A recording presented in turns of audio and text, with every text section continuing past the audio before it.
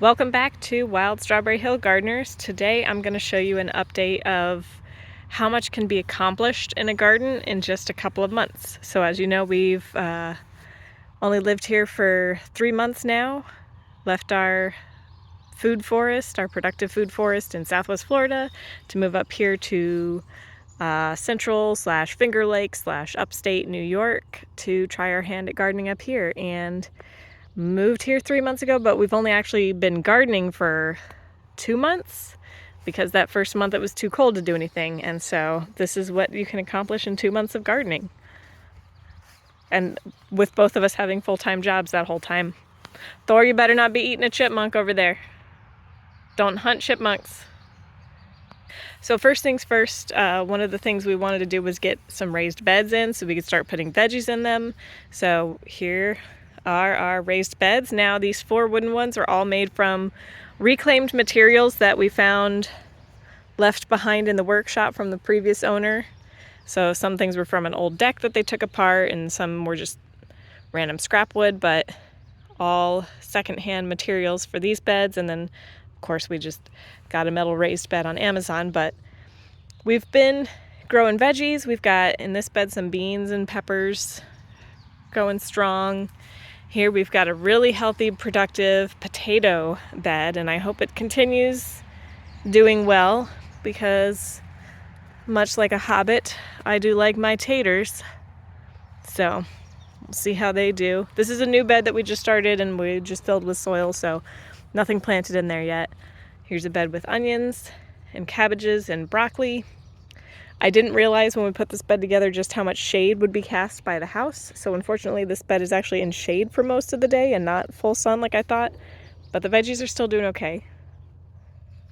This was the first bed we planted and put plants in, but the plants didn't love the soil mix we put in there. It was we used a lot of clay that we found around the yard, and that seems to be too wet and stunted the plants with that wet, claggy clay. And then once the plants started growing, slugs showed up and have been eating them. So you see these little holes eaten in all the leaves in my plants. That's the slugs. That's been our main pest battle that we've been dealing with. Up there we've got a silly rhubarb plant and the bergamot that we planted. And over here we're also doing in-ground. So we're doing a mix of raised beds and in-ground right now and all over the yard. We're doing it on this side of the yard and on the other side, which we'll see in a little bit. And we're just kind of growing as much as we can, planting as many different crops as we can to see. This is our fudge around and find out year. Just planting as many things in as many conditions as we can, as fast as we can, just to see what will do well here and what we want to repeat next year. So hopefully by year 2 or 3, we will know exactly what we can grow well, where it grows the best, and what our main challenges are, so that, 2 or 3 years from now, we'll just really be pumping out tons and tons of fresh fruits and veggies that do well. And what we've discovered is slugs are the main challenge right now. They're pretty much eating everything, but especially my little brassicas. So I had a bunch of broccoli plants planted in here, little ones, and they're mostly eaten. There's still a few that are alive, but they're tiny. Beans, these beans are growing, but again, the slugs are getting after them. It's really obnoxious. Acorn squash is doing okay. We've got a cucumber plant here that's doing all right. These tomato plants in this raised bed are very, very healthy and happy and growing so fast. So are the beans and the basil and the leeks that I planted in here. This bed was filled with a mixture of composted horse manure that I found for free on the side of the road. Somebody just had a big pile of horse manure with a sign that said free horse manure, load yourself. So did that myself. And then also a mixture of some old compost we found on the property where the owner had a yard waste pile that had some beautiful compost, some compost we bought from the county, and some leaf litter and grass clippings. So this is all organic matter that was maybe like $1 worth of compost that we bought. Everything else was free, and the plants are doing great. Then over here along this fence line is another in-ground trial bed. The thing blooming there is bok choy. I planted a bunch of stuff from seed here, a lot of different brassicas, some broccoli, Brussels sprouts, bok choy, kale, yod pha, and the thing that sprouted the fastest and did the best was this bok choy, but it went straight to seed.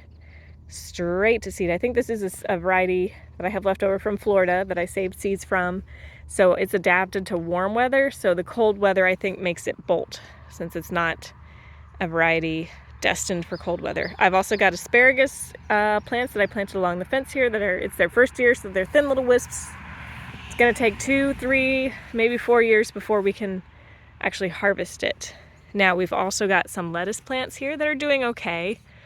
The germination wasn't as good as I hoped, or it was and the slugs ate it. And then I've got a little row of carrot seedlings that I was late to start because this is our first year growing. We've only had 2 months, and I was waiting for the ground to be clear enough to plant the carrot seeds directly in ground. We are not into tilling. We're a no-till family of gardeners.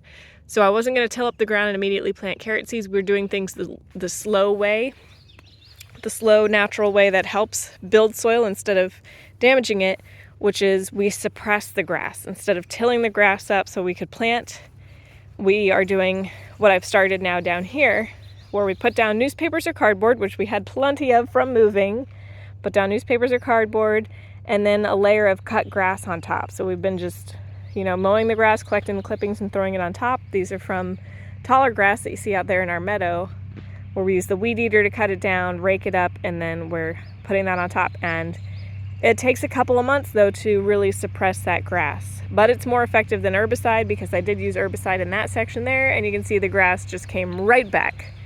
It died back for about a week or two and then just grew right back.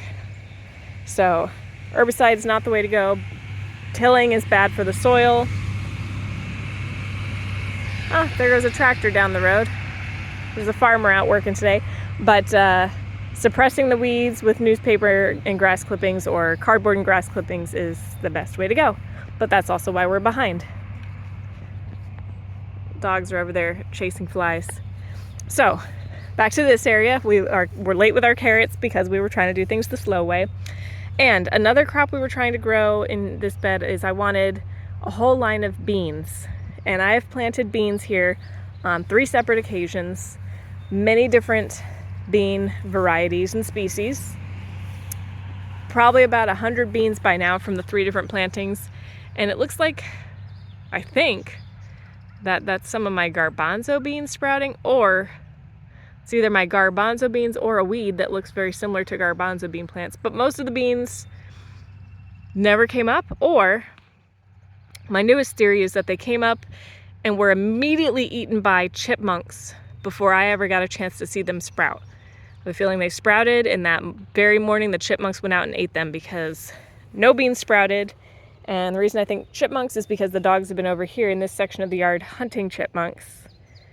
So I know there's a chipmunk living here, either in that rock pile or the rock pile that's hidden under this creeping myrtle, and I believe the chipmunk is eating my beans. So, lesson learned, next year on this section of the yard, I will not plant beans. That's not going to work on this side of the yard where the chipmunks are. We've got 3 new grape plants that we planted here in this corner of the yard where the flags are, that I bought bare root from Stark Brothers and just planted last week. Here's a zucchini plant that we started from seed. It's doing pretty well. So we are learning lessons, growing things, and now I'll show you what things look like on the other side of the yard. All right, so this is the first area that we did really plant that wasn't a raised bed, right in ground. Again, we used our suppressing technique with cardboard and newspapers and some leaf litter that we got off the side of the road, and we also added some compost and horse manure. The leeks are looking great. The broccoli is looking great. The pea plants are also looking great. I've got some little lettuce plants there that are growing, but they're still tiny. The broccoli, once again, is being eaten by slugs, so that's really annoying. I already picked some off this morning and tossed them over the fence. There's another one that will need to be picked and tossed. Really annoying. I mean, I'm fine with them in the rest of the yard, but leave my veggies alone, guys. Now the peas, I'm really surprised. The one that's doing the best is this Magnolia Snap Pea. that had the most detailed instructions about soaking them overnight and inoculating them when you plant them. And I didn't do either one. I'm very survival of the fittest, so I just stuck them in the ground, and they're actually the healthiest of the 3 varieties I grew. Second healthiest is this one here, which is the Swiss Giant Snow Pea. And then down here, these guys, which were planted at the same time and are much scrawnier and barely doing anything, are the Sugar Daddy Snap Pea. So kind of disappointing there, but these other 2 are doing pretty well. So we know what varieties to go with and what variety to not go with for next time around. And we know that once again, slugs are our biggest issue over here. Also, I think the chipmunks, because we did also plant some beans here that out of like 10 bean plants, I only see 2 that did not get eaten by something. And then down here we have more potatoes. These are my in-ground experiment with potatoes, and they're doing great over here. They love this part of the yard. We got some onions down here, but these potatoes are really, really exploding. Except for one, all but one. I planted 5, 1, 2, 3, 4, yeah, 5 plants. One of them never sprouted. 4 out of 5 isn't bad though. And I've got some cucumbers, peppers. These tomatoes are also looking fantastic, really thick stems, very fat, very lush, looking great. Bell peppers looking great. Little broccoli plants over here that are looking great. Some are chewed on by slugs once again. Onion plants looking pretty good, pretty small because again we got a late start because we weren't here for the full planting season, not ready anyway, not equipped. And then over here we've got more beans, peppers, acorn squashes looking pretty good. Cherry tomatoes, some zucchinis, looking pretty good. So that's our veggie garden. That's our techniques that we're using. This is, you know, first year in a new garden, only had 2 months to work on this, so it's not too bad for 2 months. We've also in this time managed to put together a fire pit with a little bench. Again, this is all free materials. So these concrete bricks were present on the property, like back in the woods. We hauled them out and we're using them here to make just a simple fire pit, and it works out really nice for free materials, free logs we got delivered that we're making log benches out of. And we've also managed to make our little propagation tables in the time that we've been here. So pretty good progress. It took us years to get to the point that we had propagation tables at the last house. So also in that time, that short time that we've been here, my husband outlined this huge area and mulched it in. This is going to be a little wildflower, wildlife planting area over here that we've already planted some native plants in, like serviceberry, redbud, elderberry, and some milkweed, and we're ready to add a lot more plants. So all native plants will be in this section. And down here I have started a little berry patch. We've got josta berries, gooseberries, more gooseberries, and currants, a few different currant plants that I've planted here. So that's our little berry patch started in amongst the former owner's flowers. And on the other side, we have where I've started planting raspberries, again, using grass clippings as mulch. There's another raspberry. We've planted 4 raspberry plants total, and there were already a bunch on the property. But here's another one that we planted. And then we also started a nut grove over here. So over here we've got 3 chestnut trees and 3 hazelnut trees that we've started. And back there we have black walnuts and hickory trees that were already in existence. So this is our little nut grove. And I'm not going to take the time to show you all the native plants we've added, but we've added a lot of native wildflowers and native trees. Over 30 trees and probably 30 native wildflowers planted all around the yard. I don't have time to walk the whole 15 acres and find them all, but many native trees were added, like tulip trees and dogwoods and white pines, all kinds of things. But over here, we've started our own orchard. So this is our orchard that we've planted.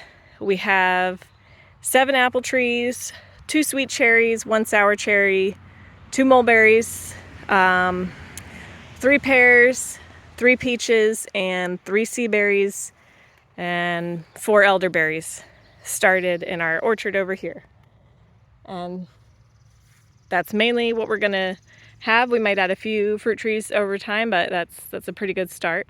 So all of these fruit trees were purchased as bare root trees that we planted. They had no leaves on them, and you can see already they're looking pretty great for trees that have only been in the ground for a couple of months, maybe not even a full 2 months. I can't remember when exactly we planted them, but these sea berries over here are looking really good, particularly healthy.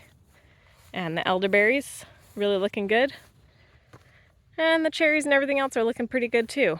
We again used free materials, so we got a free load of wood chips from a tree company that we used to put mulch around the trees, and logs that we got for free from a tree company, and some that are from on site to outline it so that nobody runs over the trees with a lawnmower, with a riding lawnmower.